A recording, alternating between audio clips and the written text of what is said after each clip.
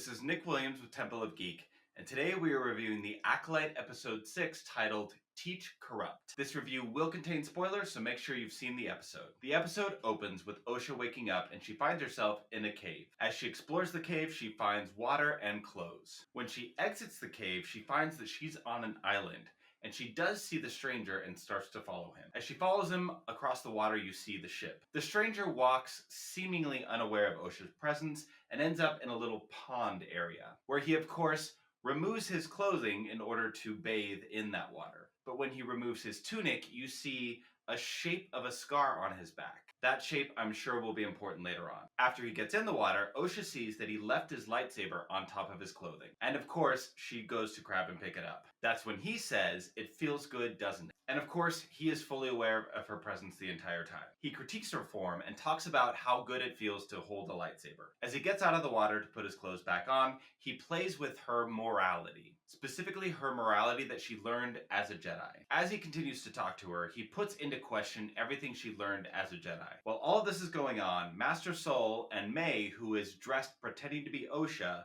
go back to the ship and take off. Master Sol is completely out of sorts, and he tries to send a message to the Jedi Order, but there's a problem with the ship and with the communication. So he tries to go and fix it and has May, who is dressed as Osha, take over the ship responsibilities. We see Sol full of emotion, and we know as a Jedi, those negative emotions can severely affect you. He isn't able to fix the ship, so he goes back to who he thinks is Osha, and Osha was always good with mechanics. So he sends Osha, May, to go fix the ship.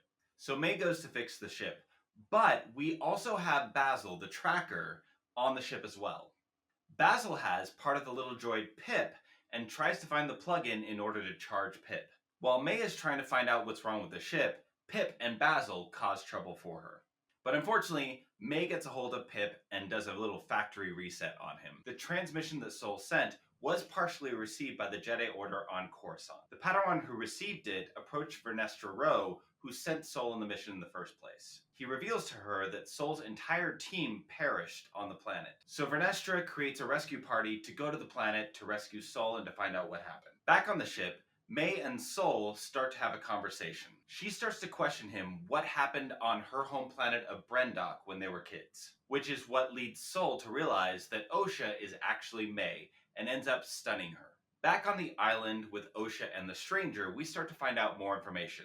Like, the stranger used to be a Jedi.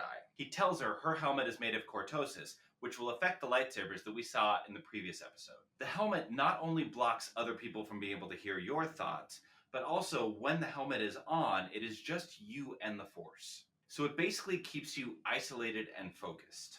We find out that the stranger had been tossed away, just like Osha had. Basically, the way the stranger is talking to Osha is getting her to question everything that she knows. To question the Jedi, to question her connection to the Force, telling her that there was another way to connect to the Force. That the Jedi teach one way to connect to the Force, and if you don't keep that connection, it fades. But there's another way, using anger, fear, even loss, which of course she knows is the path to the dark side. She still has his lightsaber, and he gives her the opportunity to end his life. He even pushes her to the point of her lashing out. The way he continues to talk to her makes her lash out, but he keeps his calm the entire time. But this is when we start to see Osha reacting with that fear and anger. And because the stranger is looking for the power of two, looking for a pupil, this is obviously the beginnings of Osha turning to the dark side.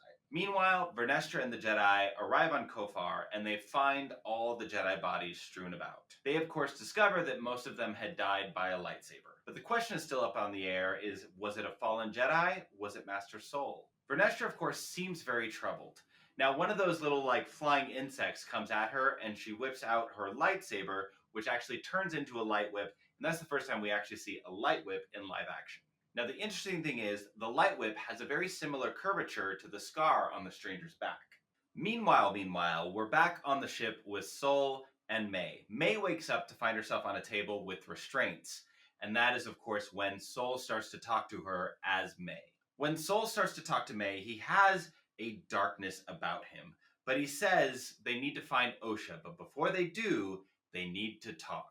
That's when we get to the final scene of the episode with Osha in the cave alone. She approaches the helmet made of cortosis and is very curious about it. The stranger has suggested earlier that she try it on. She picks it up and takes a look around. And of course, that's when she puts it on her head. And you can hear breathing, a breathing very similar to Darth Vader.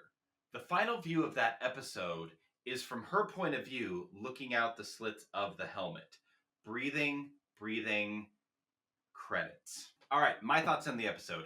I honestly thought it was a good episode. It was decent. Yes, it was slower. There wasn't any action after last week, but this is where we get a transitional episode dealing with the characters and character development. The two characters that really sold this episode were Master Soul and the Stranger. And I have to keep calling him the Stranger because that's what he's called on social media right now because he doesn't have a name. The dynamic between the Stranger and Osha is now very, very intriguing. Because of course he wants a pupil, and now that looks like it could be Osha. And Osha has a lot of anger, a lot of fear built up inside her. And honestly, Manny Jacinto in this role as the Stranger is crushing it this entire show. Now, basic television writing, when you get to the episode right before the final two, it's going to be a transitional episode. It's going to be setting up a lot of different things. So you're not going to get a lot of action. It's going to be more story and character. And that's exactly what we had here. So I know a lot of people online are going to be talking about how slow it was and how not much happened. But quite honestly, a lot did happen. It was just subtle. I'm still not quite convinced on Osha and May quite yet. But now they've switched roles. I am much more fascinated on the journey that they're on now. And I know that's been the whole build-up of this show, but something just felt a little bit off on where they've been. I also had a bit of problem with how Vernestra has been until I realized the scar on the Stranger's back is very much like the Light Whip. Once I realized that, things started to make a little bit more sense. Because the Vernestra I know from the High Republic books is when she was younger, doesn't quite fit the Vernestra we see now, so something has to have happened.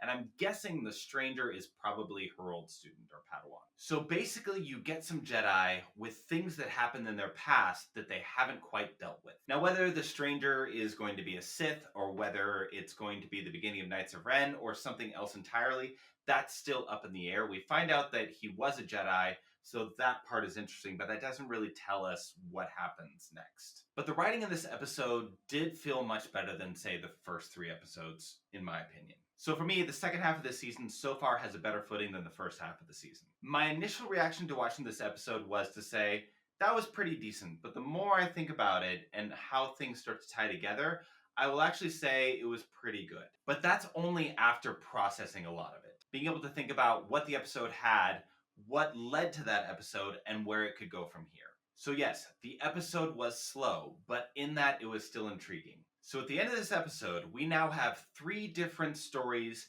coming to a head for the final 2 episodes.